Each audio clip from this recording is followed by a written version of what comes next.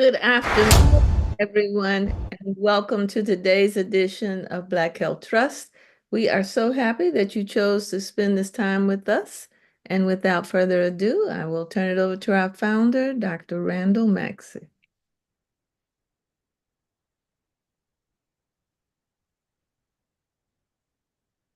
I will turn it over to Dr. Maxey momentarily.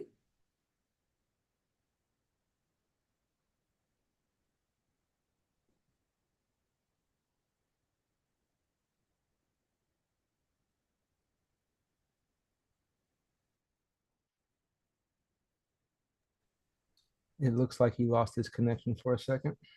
Yeah, he's calling now. Hold on.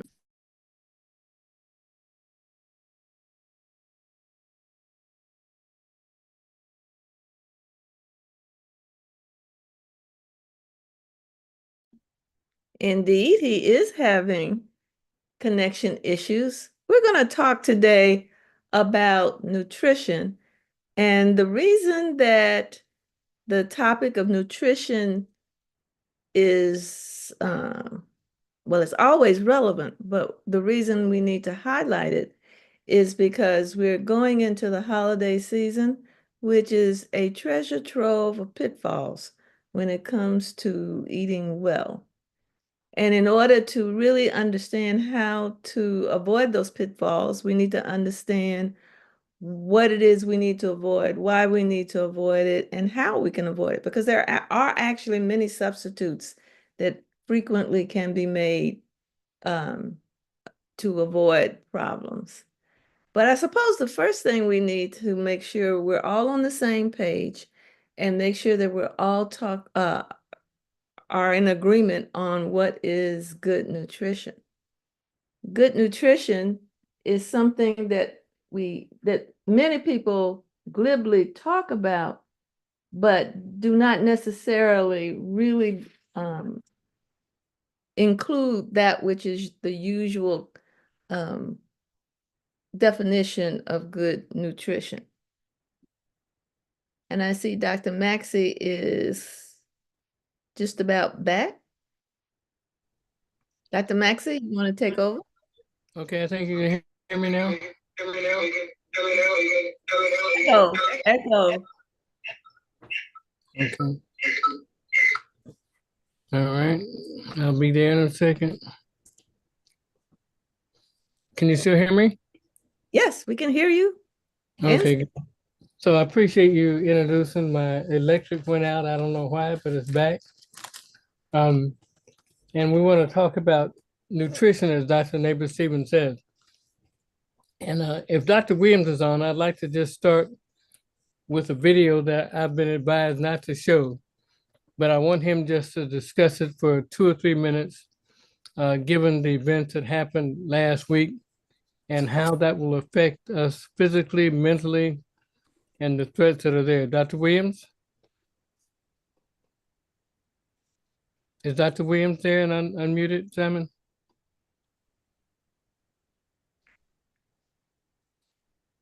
I see Dr. Williams, but he is still muted. Hello, can you hear me? Yes, we Now can. So I've been advised by a technical expert that we can't actually show the video like I wanted, but we can talk about it for a few minutes. I think it's very important from our mental and physical health, since we are a health show. And I'd like you to spend a few minutes just talking about it, and we can react to it and then get on with our show on nutrition. Okay. Would you show the video then? No, I'm advised we cannot show the video. You cannot show the video. Then can we just refer to the video? Yeah, we can talk about it. Okay, this is a video showing the Ku Klux Klan in full gear. We don't know where this originated or what the details are, but in any event, it showed the Klan talking about niggers and kikes and how they're going to keep us from taking over the country and all of the violence that we can expect to be visited upon our heads. And it ran for about 2 minutes or so. And like I said, I received it this morning. I'm not sure of the origins, but it doesn't really matter because what it does is to bring to our minds the events of the recent election and stimulates some concerns and thoughts about the racism that might underlie the election results. And so that's what I think you wanted me to sort Yes. of discuss this morning. And I do understand also that there have been thousands and thousands of threatening emails of a similar nature sent to African Americans all across the country. I don't know how many, and many of you may have heard of. I've talked to several people who got it. So we are in a different time. So we need to protect our health, and I'm concerned that this can affect the mental health of our people. And I want to know if Dr. Waltz or Dr. Lawson would comment on this for a minute, what Dr. Williams has referred to. Can I just jump in real quick? I'm sorry to talk out of turn, but one of the things I think is also going to be really critically important is trying to distinguish real content from fake content. And by fake content, I mean things that were generated by bots, by AI, that are coming from outside sources that are meant to inflame people, because that stuff is absolutely real. So just making sure that whatever it is, the things that are coming to African Americans in this space is actually real content is critical. I appreciate it. So let me support what Dr. Hines is saying, and then let me say this. There on the news, there was this discussion about the text message that a lot of African American folks got, saying that they were going to be picked up to pick cotton and what have you, and it was on the local news, the national news. The FBI is looking into it, et cetera. I think that, and so I had a conversation with someone who said, well, I think it's probably some kid who's playing. So there's a bored teenager who's playing. There is the AI or some bot making this up. There is a real person someplace who is really trying to scare, intimidate, or otherwise bother our community. And I think whichever of those it is, I think that we have to realize that people are going to do what they do. And maybe what we're seeing is just folks being emboldened by some of the statements that were made during the campaign. And then now with the election, people feel they can say anything and they can do anything. And that's just the world where we live. It doesn't mean that we are less safe. It doesn't mean that we are less anything. It just means that people are more emboldened to say and do what they want to say and do, which means we have to talk to our community, talk to our families, to those that we care about, and let them know that we are here and we are fearfully and wonderfully made, and we are greatly blessed, and we are highly talented, and we have a lot to give, and maybe we have a lot more work to do now. Maybe with the world we're living in now, it's an indication for us to actually take all those talents and put them into some sort of a useful thing for our community. So I'm not willing to let anybody take away my peace and take away my joy. I'm just not built that way. And I think that we have to encourage each other not to let folks, whether they're having fun or they're serious, take away our peace and take away our joy. That's what I got. I want to make a comment, and I want to put it in context. And in no way what I'm about to say is belittling the importance of what we are seeing and hearing and doing now. But as a Southerner, let me just say, this is nothing new. Having grown up in a household where we receive death threats, this is nothing new. What is, I think, part of what is different now is that we have probably gone through 2 or 3 generations who were not as immediately in touch with the pulse of this country. And what I would say is, I would second all of 100% what Dr. Walk said in terms of being aware and preparing ourselves in our community. But I would add to that, reminding our community that this is not a new story in this country. In the context of conversation, one of the best things that somebody said to me on Wednesday morning was, you woke up in the same country that you went to sleep in, right? Which is just the same thing that Dr. Nabert Stevens is saying, right? I would also say, for those who like to consume content, and social media is just a form of content, but content consuming, whether it's CNN, whether it's in MSNBC, whatever it is, consider that just because there is constant content available, you don't have to constantly consume it, because that too, even if it is true, right? The constant barrage of all of that speculation and worry, and is also, I'm a family doc, not a psychiatrist, but as a person, it's just not good for you either. So it's okay to turn it off. And so you don't have to watch the nightly news every single night. Just because it's on, you don't have to watch it. And I thank everybody for those comments. I think that's wise counsel, Dr. Maxey, in regards to this controversial video, which you can't show. But I wanted to mention one other thing while I have the bully pulpit, and that is, especially on this program, it's important for us to consider what the impact of the election results may have on the health of this nation, and particularly on minority health. And I refer particularly to an article that appeared actually on Election Day, November 5th, in JAMA, and it was the U.S. presidential elections high stakes for the future of medicine. What is JAMA, Dr. Williams? Pardon me? Explain what JAMA Journal is. of the American Medical Association. Okay. It's one of the peer-reviewed journals that we use in medicine. And I'll be very brief about this. It indicated that the U.S. presidential election carries enormous stakes for the future of medicine and health in the nation, and particularly for minorities. They referred particularly to Project 2025.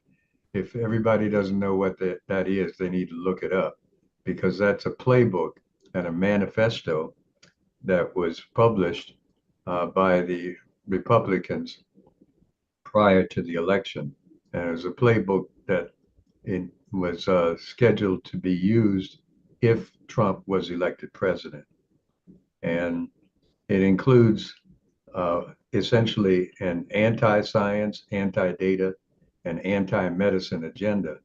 In particular, for Black folks and other minorities, it indicated that there are several things that are going to be harmful in the new administration. And in particular, low-income people predictably will become uninsured, meaning that they wait longer to receive care or seek none, and their health deteriorates, and many of them will die. And this is something that was absolutely scripted in Project 2025. So essentially, that means that the healthcare reform, which was passed in 2010 by the Obama administration, will be repealed, and all of the people who now have coverage will suffer. And that will amount to at least 15 million people.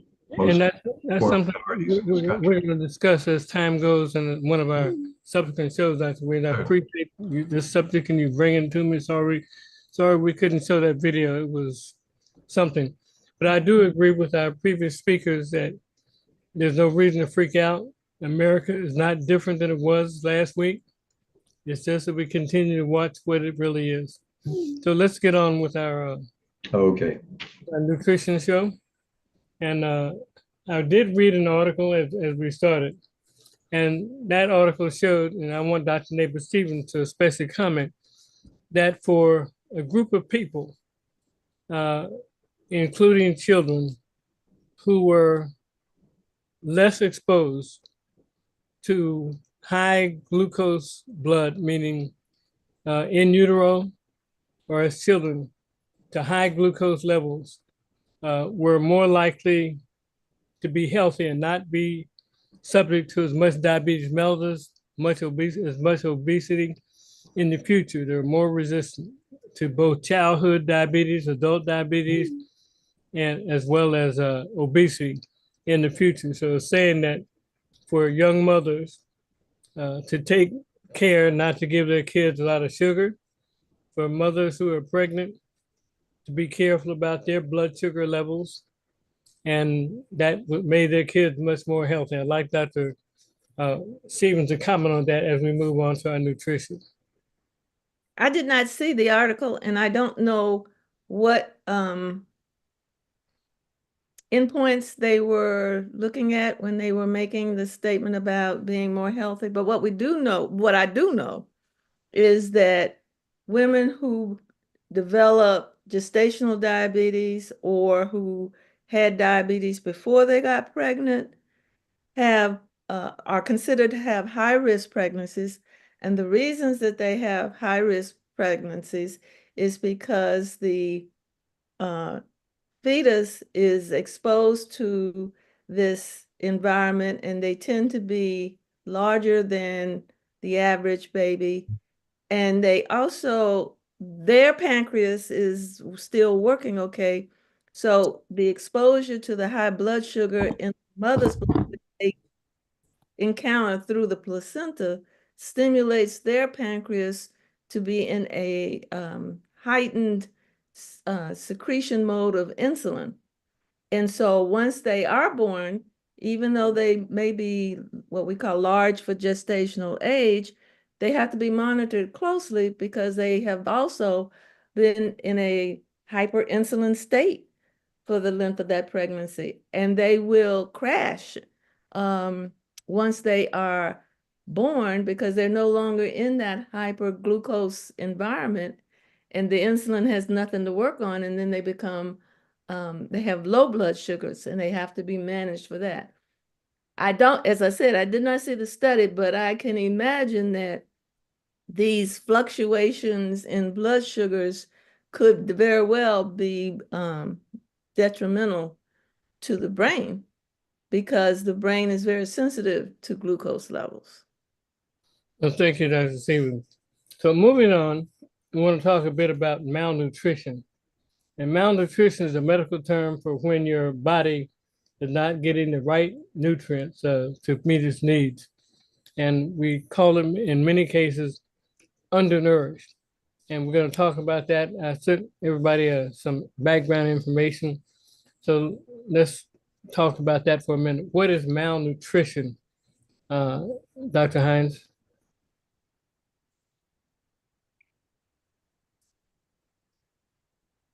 Malnutrition in the simplest terms, I would say, is when you are not getting adequate, healthful, rejuvenating food intake, right? So malnutrition is when your body's not getting the right nutrients that it needs. And to be succinct, it can include eating, right? But not eating food, not eating a diverse amount of foods, right? So that you can then have deficiencies. Even if, let's say, you don't have to be skinny to be malnourished. You could absolutely be not eating the appropriate amount of vitamins or proteins or those types of things. The foods that we eat are made up of different types of nutrients. So you have to be sure to get a variety so that you have all of the main food groups, which is going to be your proteins, your fats, your carbohydrates. So in a practical example would be a diet of McDonald's. There was a little documentary movie that came out maybe a couple of years ago where a guy eats nothing but McDonald's for a period of time and then examines all the things that happened to him, over that course of time. And essentially, that is an example of being malnourished because he's consuming food, right? But it is not food that is restoring and rejuvenating his body so that it can work better and work optimally. All right, well, thank you very much. Any other comments on malnutrition? And we know that there are several parts of food that we eat, macronutrients and micronutrients. Want to comment on those a bit, any of us? Sure, I can review this. So just in the macronutrient space, as I said before, there's your proteins. That's oftentimes people refer to like meats and things like that. For my vegetarians, your eggs, your tofu, right? Then there's going to be your fats. There are healthy fats. Avocado is a good one that is considered in the healthy fat category. Carbohydrates, we all know carbs, right? Bread, pasta, those types of things. These give you energy, and you need to make sure that you balance them. And then there are the micronutrients and as well as vitamins and minerals. So like when you're looking on the back of your food labels, so if we're trying to be talking about nutrition, knowing how to read a food label is going to be critical, but that's some of those other things that are listed on the back of your food label might be the micronutrients. Okay. Now also Dr. Maxey, Yes. in that healthy fat category, I remember being a kid and being forced to have some cod liver oil regularly. So maybe the family practice doc or the pediatrician can tell me why I was subjected to that when I was growing up. So I can't tell you why you were subjected to it. Why I was subjected to it is my mother believed it got rid of the toxins, right? So, and so I had acne, and she said she thought that if she gave me enough cod liver oil, it would clear my skin up. Now, that is not where acne comes from, but one of the benefits of cod liver oil is the omega-3 fatty acids that are in your fish oils, right? And they are good for brain health. They're good for getting to good cholesterol, immune support. They found that the omega-3s in particular have a lot of benefits to them. So while all of our moms and grandmoms may not have had agreed on the reason, they knew there was something good, and that's where we were giving it. I personally got too much, and then I had to stay home from school for like 3 days because you can also have too much of a good thing. And there was a debate over the amount that my grandmother said to my mother to give, and she heard it wrong. So Oh, I remember two oils I didn't like. One was the cod liver oil, and the other was the castor oil, but those are two different functions. yeah. they are, yeah. Dr. Hey. Neighbor Stevens, any thoughts of how you can tell if you're malnourished? What are some of the symptoms that you might see? Funny you should mention that. I was just looking at a case this week where the baby, it was a 3-year-old, and the 3-year-old presented with gradually increasing bowing of their legs. Hmm. And now I don't know the backstory, who was responsible for this child's healthcare up until this point, and How old was he? 3. So Oh. I don't know how it got missed for so long. Don't know all of that. But I share this story just to say that sometimes there can be very overt signs and symptoms of malnutrition, but more often than not, they're more subtle or not immediately obvious to the eye. So weight can be a proxy for malnutrition, but notice I said that it's a proxy. It does not necessarily mean that someone is malnourished. Let me put it another way. If someone is thin, they can be very healthy and have appropriate levels of all the nutrition that nutrients and what have you that you should have and be absolutely normal. They are just thin. So you can't go by just looking at them until we get to the extreme. If somebody looks like they're a walking skeleton, where you can see this sometimes in people who have an eating disorder called anorexia, where they just cannot eat. Their body won't let them. It's not a physical, well, I won't separate the head from the body, but it is driven That's called decapitation. it's driven by psychological issues. But they, even when they are forced to eat, will go and purge in one way or another to get it out of them. They have this altered self-image where they actually consider themselves as being fat or So some of the other not as things thin as they think they should be. So you So also there's a range of presentations of malnourishment is the point I was trying to make. so you might see loss of muscle or fat. There might be lack of appetite. They might feel tired and weak, and they might have changes in their skin and hair. And also, Dr. Walks, they might have mood changes. Is that correct? That is correct, Dr. Maxey. As Dr. Neighbor Stevens said, you can't separate the head from the body. And there are so many things about how we feel that can impact how our physical health or stamina or ability to fight off illnesses or infections, all of those things are in fact related. And so when we talk about someone being malnourished, people say, well, maybe when I'm hungry, I'm just going to eat. Well, at a stage of malnutrition, then you're not hungry anymore.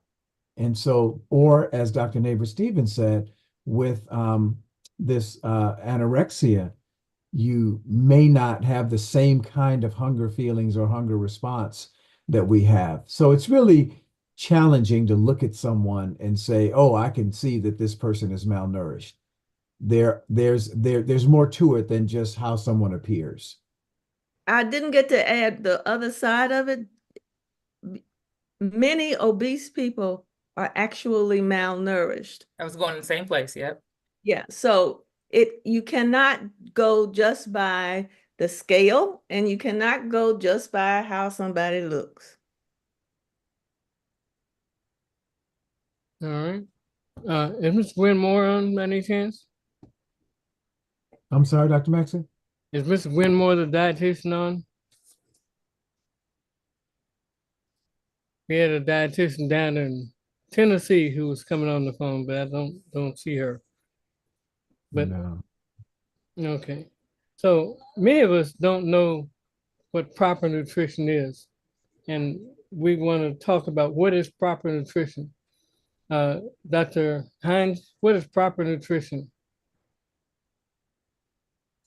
Proper nutrition is like what you used to call a balanced diet, right? So it's going to be getting a reasonable amount of all of those things that we've talked about before, right? So of the proteins and the carbohydrates and the fats and the sugars, that's how we're going to get to kind of proper nutrition. There are a lot of quote diets that you can look up to help you figure out what is the proper amount. By diets, I'm not necessarily speaking of things that are intended for weight loss, but they are things that are meant to give you some concept of proportion. So for example, there's the DASH diet or the Mediterranean diet or like plant-based diets, low-fat diets that will give you some guidance on the quantities of different types of foods that would lead to proper nutrition. Okay. So let me add to that, Dr. Maxey. One of the things that we talk about a lot on Black Health Trust is the importance of having a primary care provider, having someone who knows you and knows your health and knows your particular health challenges and opportunities, right? So what may be a healthy diet for one person may not be a healthy diet for another person. Yes, as Dr. Hines said, there are absolutely some great general guidelines for what a quote unquote healthy, quote unquote normal person should be eating. But as we have talked about before, you know, I say to my patients all the time, I will defend to the death your right to be an individual. And so to that person who takes a sedative and gets agitated, I will defend to the death your right to be an individual person. So when we look at people with some pre-existing conditions, one of the things in the literature is that a lot of folks who have high blood pressure, the doctor may recommend, you need to limit your salt intake, or you need to to adjust your diet to who you are and what you may need. On the other side, some folks may go to the doctor and be told, you know what? A normal healthy diet is good for you, but we're going to add some iron because you have an iron deficiency. And so that kind of a personalized approach to nutrition is really useful for a lot of people when they can get. I have one of my general physical exam is coming up on Wednesday of this week, and I need prayer because I've not been behaving myself. Too many French fries and not enough spinach, right? So I know when those test results come back, there are going to be some changes that are going to be recommended for me, the individual, because of my behavior. You So, bring up a really good point. I just want, sorry to jump, but when you were talking about, there's a recent increase in the amount of people who are looking at, vegetarian diets or plant-based diets. And that is another space where lovely, right? But you do have to make sure that you are getting all of your all of the needed nutrients, all of the protein that you need, all of the healthy fats that you need. When you're doing some of those things, if you're not eating dairy, great. There are dairy alternatives, but that are also going to help you get that well-roundedness. There is, for some people, there is this conception that, humans need meat. And that's actually not true. We need protein, but we really, don't have to, but we don't have to be meat eaters. And you can be, there's also sometimes an assumption that the not meat eaters are going to be scrawny people or those kinds of things. A lot of your professional athletes now, and I'm talking about your football players and your basketball players and the like, right, have moved to plant-based diet. So I say that to say, you don't have to consume all things to still be a healthy individual. And then the last thing I will say is knowing what is a vegetable is important. Like beans and meat and beans, that's not a vegetable, right? Like, so as we move into the holiday season and you're trying to figure out, what you're going to put on your plate, there are certain things that's not a vegetable. And that can get confusing sometimes for people when they're identifying their preferences. so let's bring up a couple of things that you're speaking about now, and we can all chime in on it. We know that there are many kinds of diets, and you spoke about them. We know about the DASH diet. We know about the Mediterranean diet. We know about all kind of vegan diets, etc. But we do know that there are certain foods that some of us have questions about. For example, uh, is milk something that we recommend for children and for adults, and why? Is vitamin D something we recommend? Is there a reason to expect that these will help your bone density? Is it good for young people, old people? What is some of these things that are missed and some that are not missed that we should consider in our diet? I was told that nobody should have milk but cows or calves, but I think that there may be some value of milk if it has calcium in it as we go forward, and some parts of the fat. Can we talk about calcium, vitamin D, and fats? Can we go to the pediatrician first? Well, if you go to the pediatrician is going to give you the pediatric line, which is not a line, but the truth is breast is best. Now, up until a year. Now, once we get past the year, we can talk about the introduction of, and in a lot of cases, I would say it's probably introduced way before a year. We can talk about the addition of cow milk to the child's diet. Let me underscore, if you're going to give a child cow milk, please let it be whole cow milk. Do not give children 1% and 2% milks. The solute load is inappropriate, and it also does not provide the nutrients that you're trying to give them in the first place with the milk. Hmm. In African Americans and some other ethnic groups, there is a significant number of individuals who are lactose intolerant. And it is a situation where when we're talking about deficiency of the enzyme to metabolize the lactose that is in cow milk, because not all milks have lactose in them, then you need to know your family history. And when you introduce cow milk into a child's diet, if they show signs of not being able to tolerate it, which usually means bringing it right back up, or diarrhea, or gas, or all three, then a conversation needs to happen immediately with the child's doctor to make sure that you're on the right track. And once you get past childhood, lactose deficiency tends to become, if it doesn't present itself immediately, as it did in one of my children, as soon as they came home from the hospital, it can show up later in life. The older you get, the more likely you are, if you are one of these people who has that gene, it will show up the older you get. What I would percent of people have lactose intolerance? Among the general population, I don't know, but it's about 10% in African Americans. Okay. What do they give in terms of milk to people in Belize, Dr. Walks? If Dr. you can remember Maxey, that long. Dr. Maxey, I don't know what they give to people in Belize.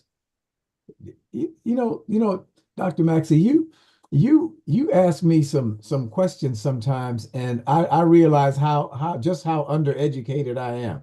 I do not know what they give. Now, do you know the answer to that question? I don't. See, I have grandkids, and I know that I should never ask them a question to which I don't know the answer, because then Dr. Hines may know. I don't know. So I don't know what's going on in Belize, but I can tell you that the answer to the what percentage of people are lactose intolerant, around 70% of the global adult population has some level of lactose intolerance, with East Asians and West African, Arab Jewish folk, that kind of cohort having higher, in the 70, 80, 90% overall. You asked a question, and then I'm gonna go back to the other question that you had, which is milk, good or bad for adults, right? And at the end of the day, ultimately, it's going to depend on some of the things milk, calcium, vitamin D. Calcium, vitamin D are essential for bone health, not just when you're little and growing, but when you're an adult as well, so that you can maintain that bone, strength that you have, preventing osteoporosis. You can even go back from having osteoporosis to, if you get calcium and vitamin D supplements, you can kind of reverse that to a certain extent and grow and get strength in your bones. Your bones grow, What exactly right? is osteoporosis? That is when osteoporosis is when your bones are so brittle and weak that you are at significantly increased risk of fractures from like falls or very minor things. Osteopenia is when they are weak and, red flag, but we haven't got to the severity, it hasn't gotten to be severe. And those are things that typically can occur, more as you get older. But again, if you are malnourished along the way, right, you can show signs of those things even when you're not a seasoned adult. And from a health benefit overall, milk has other additional nutrients in it. So if you're dealing with like a picky eater, or sometimes in the seasoned adult population when they just don't want to eat much of anything else, a glass of milk actually does have a good amount of, it's got protein in it, it's got, potassium, vitamin B12, those kinds of things. So it can be, and also some of your picky child eaters too, right? It does have a lot of benefits if you can tolerate. Milk also supports muscle health and weight management kinds of things too. So there are a lot of benefits to milk if you can tolerate it, but it's not required. Okay, very good. So one of the things we know that we want to make sure we eat the right kind of fats, and we know that we've been told that the kind of fats we don't want to eat are hydrogenated fats. That's stuff like butter, Crisco, lard, and whatnot. But what are some of the fats that we do want and can't eat? And we do know that somebody told the McDonald's story earlier, but sometimes processed food, things like McDonald's, have a lot of unhealthy fats, even though trans fats were supposed to be taken out back in 2018. Let's comment a bit, just what kind of fats do we need? And fat, for people's information, is what makes food tasty. So all fats are not bad, but the lard, the Crisco, I don't think we want, do we? No. Dr. Maxey, we do we do not want the lard in large amounts. I think if you were to hand somebody some lard and say eat this, you'd have a tough time getting them to eat it. The problem that we have is when things are prepared, how are they prepared? Are they prepared in a way that is tasty and makes them desirable and you want to eat them?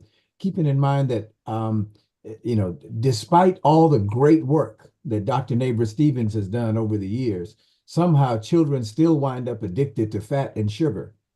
And so we wind up, I think it's the parents. I don't think it's the pediatricians. I think we go for the quick and the simple. And so as opposed to the quick and the simple being some carrot sticks or something like that, the quick and the simple becomes that drive-through McDonald's. I remember talking with a really good parent once who said that his kids didn't even know they served food at McDonald's because that was a place that they stopped when they had to go to the bathroom. They would stop, and that was a good clean bathroom, and they'd get right back in the car until they got old enough to see that other people were actually getting food and eating things from there. So I think we have to take responsibility for the fact that we as older people, as parents and grandparents, we take our kids and get them connected to these kinds of things in these kinds of places. I don't know anybody who's cooking McDonald's at home. I think we just have to be aware of the dangers of what we introduce into our children's lives. You know what, Dr. Walks, I couldn't agree more, but I would say that I'm afraid it happens way before they can handle McDonald's food. Because if you look at what children are fed between 1 and 2 years of age, although they can probably, if they got teeth, handle French fry. But in general, if you look at what people use as the introductory foods, typically they're very sweet and high calorie. And now on some other show, we're going to discuss the quality of food that is bought, because there's some significant questions now about what is actually in all of these baby foods that are commonly available in the stores. But we overfeed children. I mean, if you think about it, a baby's tummy, depending on the age of the child, when they're first born, it's probably half the size of my fist. And then as they get bigger, it slowly increases. For whatever reason, and I think there's some cultural reasons to this, parents think the child should, if they put the formula in an 8-ounce bottle, They expect that baby at 3 months to polish off an 8-ounce bottle of milk. For one, usually they don't finish it, but when they do chug it down, what happens? They're spitting up. And so we start them off in a pattern of overfeeding and introducing them and encouraging the ingestion of things that are sweet and good tasting, which also usually includes some high fats, because that helps to make stuff. Let me ask a question which may be rhetorical. Is baby food considered processed food? Anything in a package is processed food. That's correct. And there's some ingredients in it that's coming up, that's being found now that are not intended. And the same, like, we love to vilify McDonald's, but let's be real. Anything in a package is processed food. My lunch meat's in a package. My chips are in a package. Those cookies that came in the package, like anything in a package. So for a period of time, my daughter in particular loved Lunchables. Okay, right? Like, as far as I'm concerned, cool. They were on sale, cool. And then at some point, it dawned on me, because it's equivalent to a sandwich, right? Who didn't? I had sandwiches. We would make a sandwich for lunch. I would sandwiches, right? Like, it's just crackers instead of bread, you know, whatever. It wouldn't be the only thing she had, but still. And it was cool because that's all the other. She didn't want a sandwich because all the cool kids were bringing Lunchables to school. And then at some point, and again, I'm a family doc, it dawned on me, maybe we should have some more variety in the school lunch.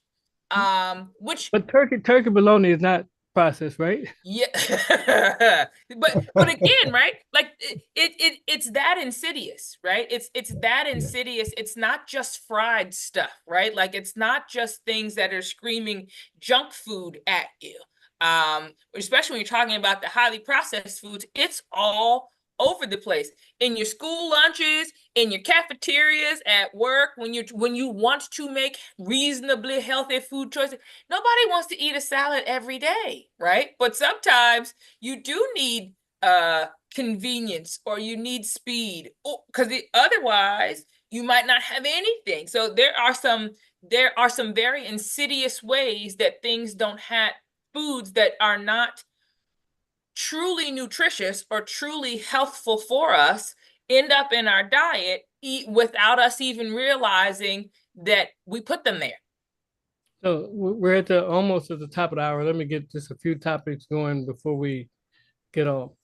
And there's a so-called healthy diet, and I'm told that we should eat as many servings of fruit and vegetables as possible a day.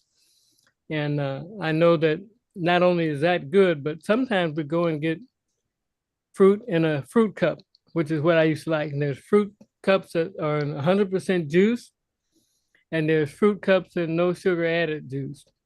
How do we look at those, anybody? Well, the pediatrician is going to tell you that we're very anti-juice. And if you're going to have a fruit cup, it needs to be in juice that has no added sugar, because there's a lot of sugar in fruit juice, which is why pediatricians it's one of those hidden forms of sugar, and it contributes to the overall excessive caloric intake. So it's really best then to eat the real fruit raw. Absolutely. Oh, so I think that, but it's also, I always encourage being inclusive, right? Because everybody doesn't have good, reliable access to a good version, right?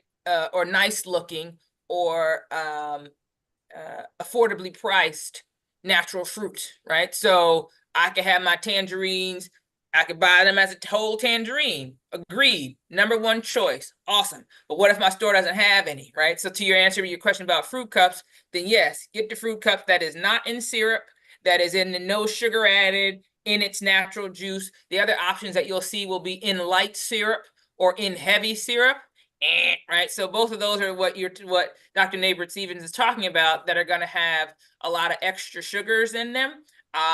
appropriate in other instances, frozen fruits, right? You'll see them in the grocery store section, in the frozen food section. There's a large variety of all mango, strawberries, blueberries. You can get all kinds of frozen fruits. That's a good option too. But But and those are I'm just processed, pointing that right? out, huh? Those are processed though, right?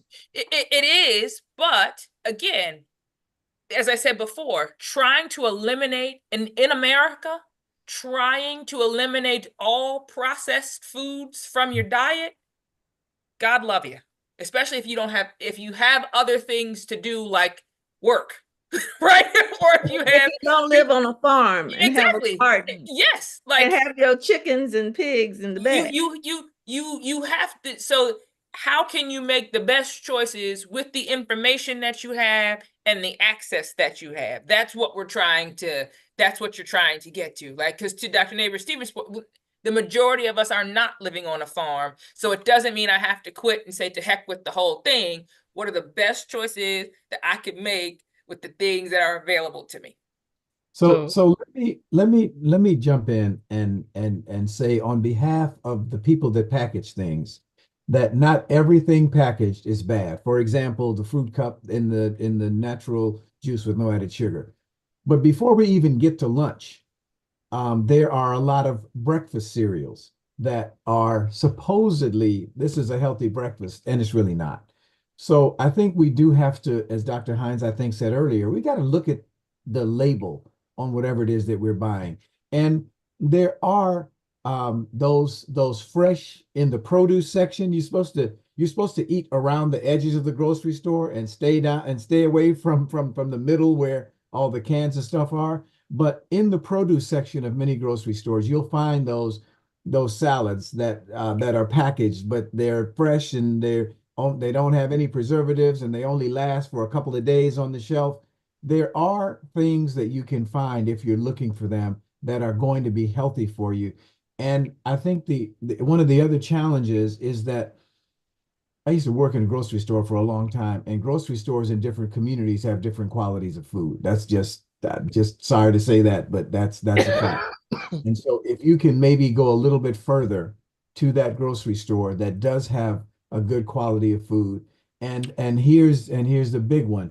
If you can pay a little bit extra for good quality food and stuff that is not processed.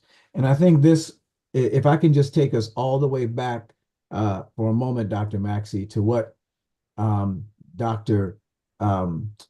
Williams was saying at the beginning, we do have to look at what's going to happen with policies and regulations. And when folks talk about no regulations and deregulation, some regulations are the ones that are going to help us make sure that we don't get all the cheap stuff that folks are trying to throw away in the stores that are close to many of our communities. We have to be careful that we do have access. Dr. Neighbor Stevens, Dr. Hines, Dr. Maxey, we always talk about access to healthcare.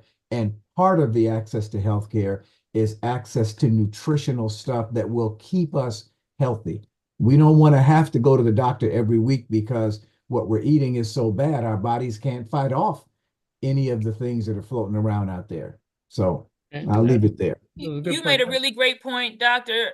Walks, and there is a distinction between processed, right, and the highly processed, ultra processed foods. Those are two different things, and you gave perfect examples of those pre-cut things that are on the sides. Those are just processed. It's the highly processed, the ultra processed they're the really red flag ones that are out there, that are quote unquote, if we're gonna call something bad, right? That You mean like Dr. Maxey's bologna he was going to put in the sandwich? Yeah, the bologna, the sugary cereals that you mentioned, turkey bologna.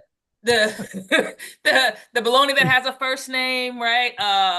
Wait. Dr. Maxey, the fact that it's turkey bologna does not mean it is not ultra processed and it's good for you. Okay. If you put turkey in front of something, I'm making a point. Doesn't mean it's okay. And in the context of that, right? So when you're reading that food label, if you can't read the words, right, or if you can't say the words, then you could go right on over to ultra processed. Say finally, I've got a document in front of me that says that food experts recommend at least 5 servings of fruits and vegetables every day. They recommend whole grains, whole wheat, 100% whole wheat, for example, and tomatoes. For some people, they say that tomatoes are good, especially for men. A certain amount of fiber should be given, but we need all these foods every day. And they're also suggesting that for your snacks, you should have those carrot sticks and celery and vegetables as snacks instead of the cookies and the things that a lot of us like.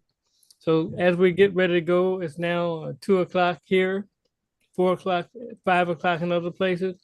Let's go around and have last words, and we'll continue this in following weeks. Dr. Hines. So I think this was, as Dr. Neighbors Stevens brought up, a very timely discussion in regards to where we're going, or the holidays that are coming upon us. There is a comment in the chat about some of the other things beyond nutrients that we have to be concerned about, such as like things like microplastics. And I don't know if anybody saw all the news lately around, if you've got the black kitchen utensils, the black plastic kitchen utensils, there are a lot of toxins that they're finding in there. So there are so many things that contribute to a quote unquote healthy diet and eating in a nutritious way. It's unfortunate how complicated that it is. And Dr. we will Hines. have to bring up some of those at another meeting. Dr. Yes. Hines, with the holidays coming up, tell me that mac and cheese is okay. Moderation, right? I think at the end of the day, moderation. Okay. Not okay in my house, I'll just tell you. Well, Dr. here's the other thing too. As we covered that 80% of Black people are, I don't, who are the windows open at your home? I like. Dr. Walks. So Dr. Maxey, I do not have last words yet, but I do have some final comments for today. Okay. And my final comments are this. We are going to, as a community, continue to struggle with getting healthy food and the right amount of healthy food. I think that as we go forward, we have to be particularly careful to watch what's coming out of some of the policymakers, and we also have to be okay with getting stuff where we can get it. I know many people don't want it. Well, I'm doing fine. I don't need to know where the food bank is. The Maryland Food Bank, many churches in the DC and Maryland area do have food giveaways. You can find healthy food in many places.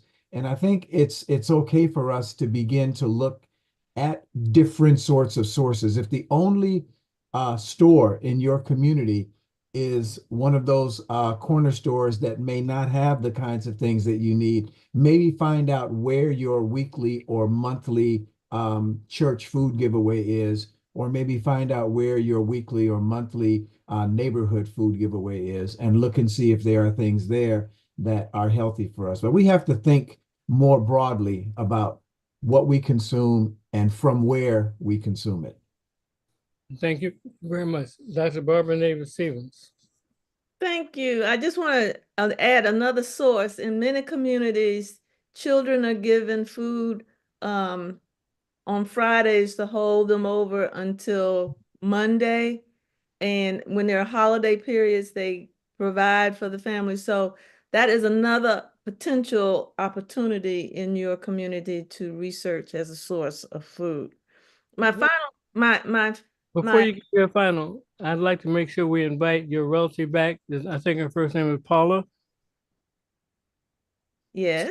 She grows food.